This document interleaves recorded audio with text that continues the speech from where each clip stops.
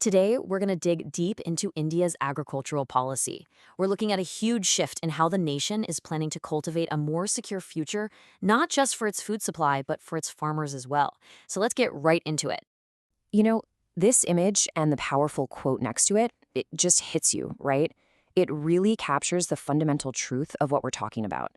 Farming isn't just another industry, it's literally the bedrock of society. The well-being of an entire nation is rooted in the health of its agriculture. If that goes wrong, well, everything else is at risk. So that brings us to the big question, the central question, really. How do you do it? It's a massive challenge that touches on, everything from climate change and technology to economics and logistics. And the answer, as you're about to see, involves some pretty massive investment.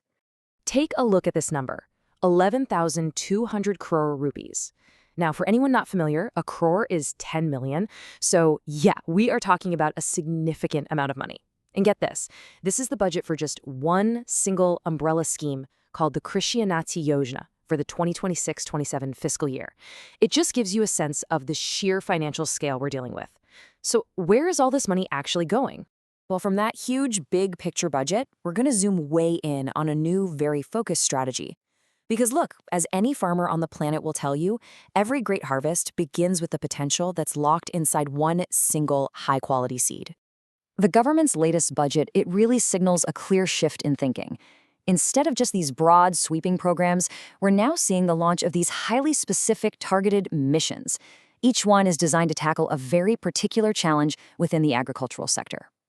And right at the heart of this whole new wave is this announcement. This one sentence from the budget documents introduces the core topic for us today, a brand new national mission that is focused entirely on seeds.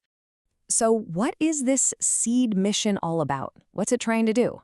Let's break down its goals and really understand what it's designed to achieve. In a nutshell, the mission is a really comprehensive program. It's designed to upgrade the very starting point of the food chain. It's all about creating better seeds, seeds that can produce more food, seeds that can withstand pests, and crucially, seeds that can survive in our changing climate. Okay, now what's really interesting here is how they've laid out the strategy. It's all built on three main pillars. First, you invest in the science and the research. Second, you use that science to develop a whole new generation of advanced seeds. And third, and this part is absolutely crucial, you have to make sure those new and improved seeds actually get into the hands of farmers all across the country. Now, to get this whole thing started, the government has set aside an initial budget of 100 crore rupees. That's about 12 million US dollars, and that's for the National Mission on Hybrid Seeds, just for the 2025-26 fiscal year. This is the financial fuel to get that research and development engine up and running. But here's the thing. This seed mission isn't just happening in a vacuum. Nope. It's a key piece of a much broader, interconnected strategy. Let's take a look at how it all fits together like a puzzle. As you can see right here, the seed mission was launched alongside several other new targeted initiatives. You've got a mission for pulses, one for cotton, and another for vegetables and fruits.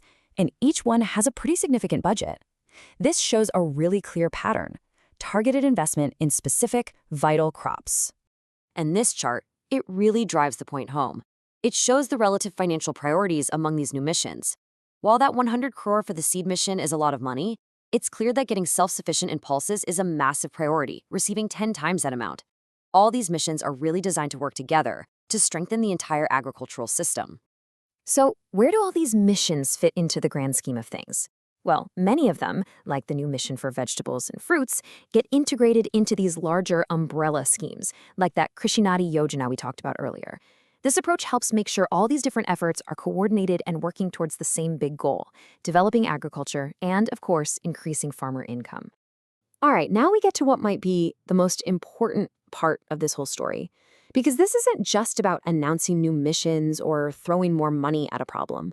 We're talking about a pretty revolutionary shift in bureaucratic accountability, a new focus on making sure every single rupee delivers real, measurable results. This quote is from the official monitoring framework document, and it just perfectly captures this new philosophy. The entire system is being redesigned to move beyond just tracking how much money is spent, that's the outlays, to rigorously measuring what that spending actually produces and, even more importantly, what it ultimately achieves. So, what's the actual difference between these terms? Okay, think of it like this. An outlay is just the budget, the money you're given. An output is the direct, measurable thing you create with that money, like the number of seeds produced. But the outcome, that's the ultimate goal, the real-world impact you're trying to make, like, say, increased farm productivity. Let's look at a concrete example from the crop science scheme to make this super clear. The output target is to produce 85,000 quintals of breeder seeds. A quintal is just a unit of mass, about 100 kilograms. So that's a very specific, measurable product. But the outcome target is what really, truly matters, a 0.65% gain in average crop productivity. See, the crucial point here is that producing the seeds is just the means to an end. The real win, the real success, is a better harvest. Ultimately, this whole strategic shift, everything from the new focused missions to these new ways of measuring success, it's all about one thing, a fundamental change in accountability. It's designed to make sure that these massive public investments actually translate into tangible, meaningful improvements in the lives and the livelihoods of India's farmers. And this brings us to our final question. With billions being invested in new, focused missions, and with a revolutionary new framework to track the results, all the pieces are being put in place for a major transformation. The big question is, what will the next harvest truly yield for India's farmers? The seeds of change have been sown. Now, the entire nation waits to see what grows.